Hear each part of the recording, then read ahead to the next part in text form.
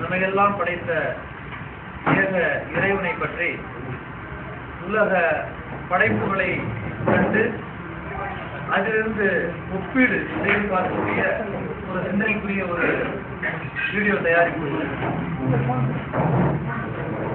உலகத்தில் வாழக்கூடிய ஒவ்வொரு மனிதர்களும் நாம் போய் கேட்டோம்னு சொன்னா, எத்தனை கடவுள் என்று சொன்னால் எல்லோரும் ஒரே கடவுள் என்றுதான் சொல்லுவோம்.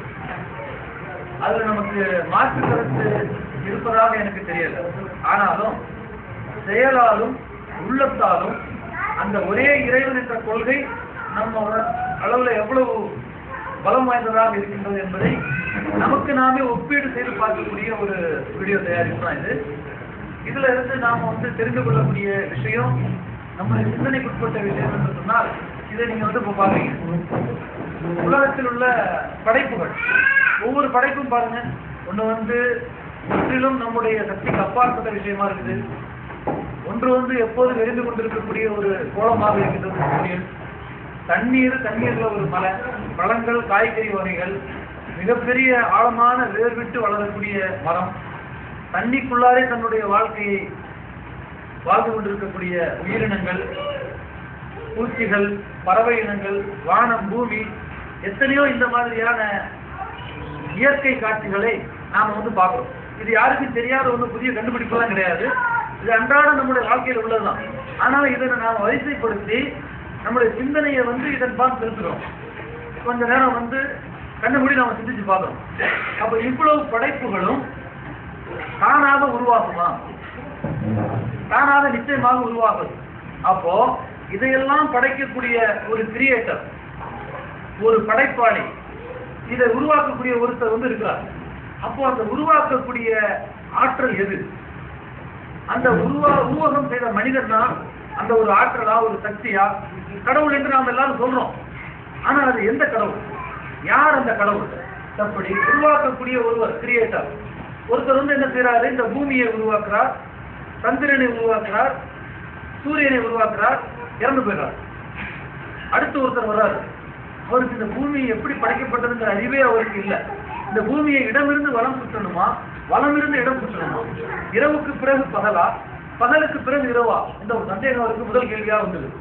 அப்போ இந்த உலகத்துல, இந்த அண்டத்துல மொத்தத்திலையும் கிரியேட்டர்னு சொன்னா அது ஒருத்தராகத்தான் இருக்கணும். ஒரே இறைவன் தான் இந்த பூமியை படைத்திருக்க வேண்டும். ஒரே இறைவன் தான் சந்திரன், சூரியன் போன்ற கோள்களையும் படைத்திருக்க வேண்டும். அப்படி படைத்தவர் தான் அதை கண்ட்ரோல் பண்றாங்க. அப்ப அதை அதற்கு தேவையானவற்றை பக்குவப்படுத்துறாங்க. ஒரு மரம் இருக்கின்றது, ஒரு செடி இருக்கின்றது. ஒரு செடிக்கு தேவையான தண்ணீரின் அளவும் ஒரு மரத்திற்கு தேவையான தண்ணீருடைய அளவும் வித்தியாசப்படுது. ஆற்றிலையும் தண்ணீர் இருக்கின்றது, கிணற்றிலையும் தண்ணீர் இருக்கின்றது, குளத்திலையும் தண்ணீர் இருக்கிறது, ஏன் கடல்லையும் தண்ணீர் இருக்குது. அப்ப அந்த தண்ணீர் இந்த தண்ணீரும் சமம் இல்லை. அப்ப அந்த தண்ணீரிலும் ஒரு சில உயிரினங்கள் வாழ்கின்றன, இதுலையும் சில உயிரினங்கள் வாழ்கின்றன. ஒரு சில செடிக்கு தண்ணி ஓரளவு இருக்கணும், ஒரு சில செடிகள் தண்ணியிலே இருக்கணும். இப்ப நம்ம நஞ்சை என்ன செய்யறோம், நெல்லு பயிரிடுறோம், அது எப்போதும் தண்ணி நிக்கணும். இவ்வளவு தண்ணி தான் இருக்குன்னு சொல்லி வெங்காயத்துல இவ்வளவு தண்ணியை நாம நிறுத்தணும்னு சொன்னா அந்த வெங்காயம் அழிக்க போயிடும். அப்போ ஒரு பொருளை படைப்பதோடு மட்டுமல்லாமல் அதை பரிபக்குவப்படுத்த வேண்டும். அதற்கு தேவையான அளவிற்கு தான் ஒரு செடி வளருவதற்கு உரம் தேவை. ஒரு தக்காளி செடியை வச்சுட்டு ஒரு மூட்டை யூரியாவை கொண்டுறோம். அந்த ஒரு மூட்டை யூரியா என்ன செய்யும்? அந்த தக்காளி செடிகளை எல்லாம் கொன்றுடும். அந்த தக்காளியின் மூலம் நமக்கு கிடைக்கக்கூடிய பலன் கிடைக்காம போயிடும். அப்ப இந்த உலகத்துல இருக்கக்கூடிய இப்போ பூமி சுத்துது, இந்த பூமி கொஞ்சம் வேகம் அதிகமா சுத்தினா இதுல இருக்கிறதெல்லாம் சுத்திட்டு போயிடும். பூமி சுத்திட்டு இருக்குது, அதனாலதான் இரவு பகல் மாறி வருகின்றது. அப்போ ஒரு பொருளை தயாரிக்கக்கூடிய ஒருவர் அதை பராமரிக்கின்றார். அல்ஹம்துலில்லாஹி ரப்பில் ஆலமீன், இது குர்ஆனுடைய வசனம். எல்லா புகழும் யாருக்கு அப்படின்னு கேட்டீங்கன்னு சொன்னா, இந்த எல்லாவற்றையும் படைத்து பரிபாலனம் செய்யக்கூடிய, அப்போ ஒரு பொருளை படைப்பதோடு மட்டுமல்லாமல் அதற்கு தேவையான தண்ணீர், உரம் எதுவாக இருந்தாலும், மனுஷனுக்கு ஒரு 10 கிலோ உடைய ஒரு தலை இருந்துச்சுன்னு சொன்னா அவன் எதுவுமே செய்ய முடியாது. உலகத்துல பாருங்க, ஒவ்வொரு உயிரினத்திற்கும் ஒவ்வொன்றும் நீளமா இருக்கும், கம்மியா இருக்கும். ஒரு கொக்குக்கு பாத்தீங்கன்னா வாய் இவ்வளவு நீளம் இருக்கும், ஒரு யானைக்கு பாத்தீங்கன்னா மூக்கு இவ்வளவு நீளமா இருக்கும். ஆனா மனிதனுக்கு பாத்தீங்கன்னு சொன்னா ஒவ்வொன்றும் அவனுடைய தேவைக்கேற்ற வாதத்தை படைத்து அதை பக்குவப்படுத்துவதோடு மட்டுமல்லாமல் கண்ட்ரோல், யார் இதெல்லாம் கண்ட்ரோல் பண்றாங்க? இந்த பூமி சுத்துது, இதனுடைய வேகம் வந்து கூடுனுச்சுன்னு சொன்னா என்னவாகும்? வேகம் கூடுனா என்னவாகும்? இரவு பகல் என்பது 1 மணி நேரத்துக்கு ஒரு வாட்டி வரும். அப்ப 1 மணி நேரம் இரவு, 1 மணி நேரம் பகல் என்று வந்தால் நம்மளால தாங்க முடியாது. அல்லது இதனுடைய சுழற்சி இடமிருந்து வலமாக இருப்பது வலம் இருந்து இடமாக மாறினாலும் அப்பவும் பிரச்சனை இருக்கு. அப்போ இந்த உலகத்துல வந்து நாம ஏற்கனவே பார்த்தோம், பல படைப்புகளை தண்ணீராகவும் பனிக்கட்டியாகவும் பாலைவனமாகவும் மரமாகவும் செடியாகவும் இருக்கின்றது. இதையெல்லாம் படைத்தது ஒரே ஒரு படைப்பாளி. அந்த ஒரு படைப்பாளி தான் அதை பராமரிக்கவும் முடியும், அதை கட்டுப்படுத்தவும் முடியும். பராமரிக்கவோ கட்டுப்படுத்தவோ தவறினால் படைப்பாளனுக்கு மதிப்பில்லை. நான் என்ன செய்யறேன், பெரிய ஒரு வாகனத்தை கண்டுபிடிச்சிடுறேன், இதுல உட்கார்ந்தீங்கன்னா நீங்க 1 மணி நேரத்துல 100 கிலோமீட்டர் போயிடலாம், ஆனா அங்க போனா பிரேக் அடிச்சா நிக்காதுன்னு சொன்னா போய் வாகனத்தை தூக்கிட்டு போயிடும். எவ்வளவு வேகத்துல போட்டு சந்தோஷமா இருந்தாலும் உரிய நேரத்தில் நிறுத்தினாதான் அதற்கு வந்து மதிப்பு மரியாதை எல்லாம் இருக்கும். இல்லைன்னு சொன்னா அந்த வாகனத்துக்கு மதிப்பு இல்லை. அப்போ ஒரு பொருளை வந்து இந்த உலகத்தில் இறைவன் தயாரித்து அதை பராமரித்து அதை கட்டுப்படுத்தி கொண்டு இருக்கிறான் என்று சொன்னால் அந்த கட்டுப்படுத்தக்கூடிய ஆற்றல் நாம் உருவாக்கிய ஒரு சிலையாகவோ, நாம் உருவாக்கிய நம்மோடு வாழ்ந்த ஒரு மனிதனாகவோ, 400 ஆண்டுகளுக்கு முன்னால் இறந்த மனிதனாகவோ நிச்சயமாக இருக்க முடியாது என்பதை நம்முடைய சிந்தனையில் நாம வைத்துக் கொள்ள வேண்டும். அடுத்ததாக பார்த்தீங்கன்னு சொன்னா இந்த 3ஐயும் வந்து வெவ்வேறு டிபார்ட்மெண்ட், படைக்கிறதுக்கு ஒரு டிபார்ட்மெண்ட், அதை பரிபக்குவப்படுத்துவதற்கு ஒரு டிபார்ட்மெண்ட், அதை கட்டுப்படுத்துவதற்கு ஒரு டிபார்ட்மெண்ட் என்று இலாக்கா மாறி மாறி இருந்துச்சுன்னு சொன்னாலும் இது இவங்களுக்கு அவங்களுக்கு உள்ள தொடர்புகள் வந்து மாறி போயிடும். உதாரணத்துக்கு 2 இறைவன் இருப்பதாக வைத்துக் கொள்வோம். உலகத்துல ஒரு உதாரணத்துக்கு 2 இறைவன். அப்போ ஒரு மனிதனுக்கு இன்னொரு மனிதனுக்கு பிரச்சனை வரும் பொழுது இந்த மனிதன் தன்னுடைய இறைவனிடத்துல இறைவா என்னை காப்பாற்று என்று வேண்டுகிறான். அதே போல் அந்த மனிதன் அவனுக்கு விருப்பமான இறைவனிடத்துல இறைவா என்னை காப்பாற்றுகிறான். நியாயம் யார் பக்கம் இருக்குன்னு நம்ம விட்டுருவோம். 2 பேரும் 2 இறைவனை வேண்டும் பொழுது இந்த 2 இறைவனும் 2 பேரையும் காப்பாற்ற முற்படும் பொழுது இந்த 2ல யார் தோல்வி அடைந்தாலும் ஒரு இறைவனுக்கு தோல்வி. நிச்சயமா ஒரு இறைவன் தோன்றுவார். அப்ப தோற்கக்கூடிய ஒருவர் இறைவனாக இருக்கிற தகுதியற்றவர். அப்ப நிச்சயமாக இந்த உலகத்துல 2 இறைவன் இருந்தால் பூமியை வந்து ஒரு இறைவன் வந்து சொல்லுவாரு இப்படிதான் சுத்தணும், இன்னொருத்தர் சொல்லுவார் இல்ல இப்படிதான் சுத்தணும். அப்ப பிரச்சனை நடக்கிற வரைக்கும் பூமி சுத்தாம நிற்கும். அப்ப இரவில் இருக்கக்கூடியவர்கள் இரவிலே வாழ்ந்து விடுவார்கள், பகலில் இருக்கிறவர்கள் பகலிலே வாழ்வார்கள். அப்ப இதெல்லாம் இல்லாம அந்த இயக்கம் வந்து சீராக இருப்பதிலிருந்து படைப்பாளி ஒருவன் என்பதை நாம வந்து உறுதி செய்ய முடிகின்றது. இது இயற்கையுடைய படைப்புகளில் இருந்து நாம வந்து பார்க்கிறோம்.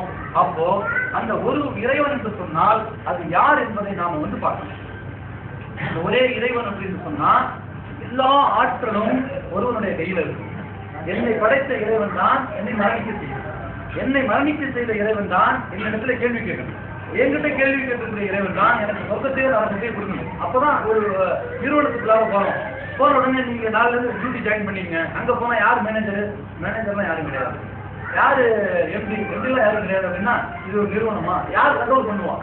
100 பேர் வேலை செய்யறாங்கன்னு கேட்டா அதற்கு நிச்சயமா அதுல ஒரு சூப்பர்வைசர் இருக்கும், அவரு அதுக்கு மேல ஒரு மேனேஜர் இருக்கணும், அதற்கு மேல ஒரு எம்பி இருக்கணும். இப்பதான் என்ன செய்யும், நிறுவனம் வந்து படிப்படியாக நடைபெறும். அப்ப இது எல்லாமே போய் ஒருவருடைய முடிவு தான் இறுதி முடிவாக இருக்கும். அப்போ இதை எல்லாமே வந்து கட்டுப்படுத்தக்கூடிய ஒரு இறைவன் மனிதர்கள் எவ்வாறு எல்லாம் வாழ வேண்டும் என்பதற்காக இந்த உலகத்துல பல தூதர்களை வந்து அந்த இறைவன் வந்து தொடர்ந்து அனுப்பி கொண்டே இருக்கும். அந்த ஆரம்ப காலத்தை பார்த்தீங்கன்னு சொன்னா இப்போ ஆபிரகாம் என்று சொன்னால் யாரு? இப்ராஹிம் அலைஹிஸ்ஸலாம்.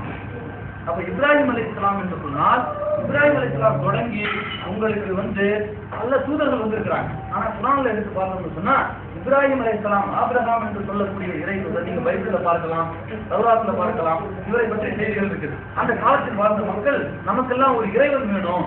அப்ப என்ன செய்யலாம்? அப்ப ஒரு இறைவன் சொன்னா நட்சத்திரத்தை பார்க்கறாங்க. நட்சத்திரம் மிகப்பெரிய ஒரு படைப்பாக தோணுகின்றது. ஓஹோ, இந்த இறைவன் வந்து இந்த நட்சத்திரம் தான் நம்முடைய இறைவன் என்று அவங்க முடிவு பண்றாங்க. அந்த நட்சத்திரத்தை வந்து என்ன செய்து மறைஞ்சிருது.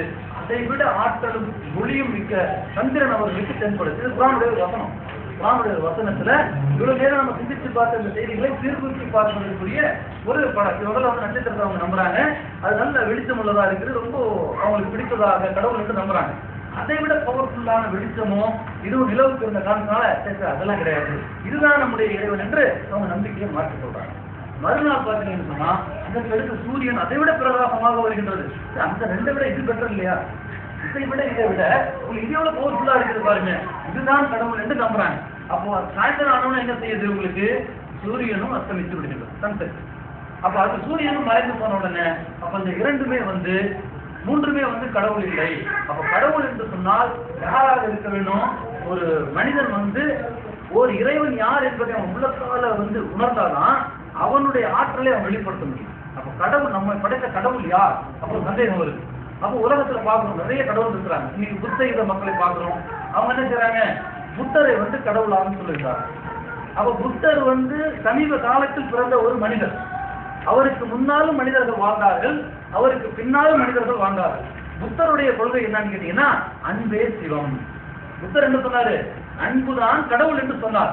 ஆனா நாம அன்புதான் கடவுள் கிடையாது, நீதான் கடவுள் என்று புத்தர் கடவுள் ஆகிட்டோம். அடுத்தது மகாவீர், மகாவீரை என்ன செய்றாங்க, ஒரு சாரார் மக்களாக கருதுறாங்க. அப்ப ஒரு சாரார் தீயை வணங்குறாங்க, தீ தான் கடவுள் என்று சொல்லி உலகின் பல்வேறு நாடுகளில் பார்த்தீங்கன்னா தீயை வணங்கக்கூடிய மக்கள் இருக்கிறாங்க. அவங்க அந்த தீயை வந்து தொடர்ந்து எரிய வைத்துக் கொண்டே இருப்பார்கள். பாரசீகம் போன்ற ஈரான்ல எல்லாம் பாத்தீங்கன்னா சொன்னா பண்டைய நாகரிகத்துல அவங்க தீயை தான் வணங்குவாங்க, தீ தான் வந்து என்ன செய்வாங்க, கடவுள் என்று நம்புவாங்க. அப்போ வந்து புத்தரை கடவுளாகவும் மகாவீரை கடவுளாகவும் தீயை கடவுளாகவும் கிறிஸ்தவர்கள் பாத்தீங்கன்னா ஜீசஸ், ஈசா அலைஹிஸ்ஸலாம், ஈசா என்பவர் யார் என்று குர்ஆன் சொல்கிறது என்று சொன்னால் அவரும் ஒரு தூதர் தான். அப்ப ஈசா அலைஹிஸ்ஸலாமுடைய வரவுக்கு முன்னாலும் மனிதர்கள் இருந்திருக்கிறாங்க. அப்ப அந்த மனிதர்களை படைத்தது யார்? கேள்வி வருது இல்லையா? இவர் தான் கடவுள்னு சொன்னா, இவர் தான் இதையெல்லாம் படைத்தார் என்று சொன்னால் இதற்கு முன் வாழ்ந்தவர்களை யார் படைத்தார் கேள்வி வருகின்றது.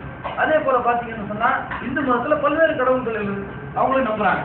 அதே மாதிரி சீக்கிய மதத்துல பாத்தீங்கன்னா குருநானக் என்ற ஒரு மனிதரை அவங்க வந்து கடவுளா பாக்குறாங்க. அப்ப இவை எல்லாமே கடவுளா அல்லது இவர்கள் எல்லாவற்றையும் படைத்த ஒரு கடவுள்?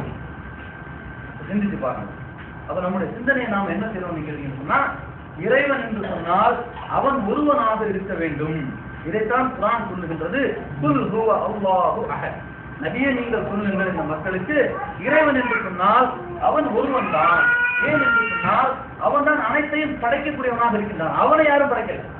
கடவுளை வந்து நாம உருவாக்க கூடாது, நம்மையும் நம்மை சார்ந்த எல்லா விஷயங்களையும் உருவாக்கியவர் தான் கடவுளாக இருக்க வேண்டும். இதுதான் உங்களுக்கு வந்து அனைத்தையும் படைக்கக்கூடிய ஒருவர், எல்லாவற்றையும் படைக்கக்கூடிய ஆற்றல் யாருக்கு இருக்கிறதோ அவர் தான் கடவுள். அப்ப அப்படிப்பட்ட அந்த கடவுள் வந்து தான் தோன்றியாக இருக்கு. தமிழ்ல சொன்னா என்ன சொல்லணும், தான் தோன்றி. கடவுள் தான் வந்து, கடவுளுக்கு வந்து தாய் தந்தை இருக்கக்கூடாது. கடவுள்